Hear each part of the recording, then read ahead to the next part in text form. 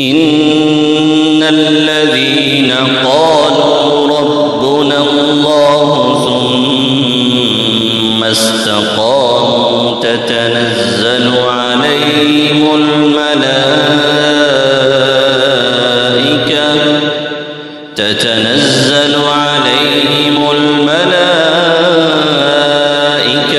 ألا تخافوا ولا تحزنوا وأبشروا بالجنة التي كنتم توعدون نحن أولياؤكم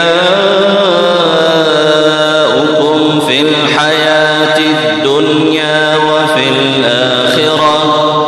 ولكم فيها ما تشتهي أنفسكم ولكم فيها ما تدعون نزلا من غفور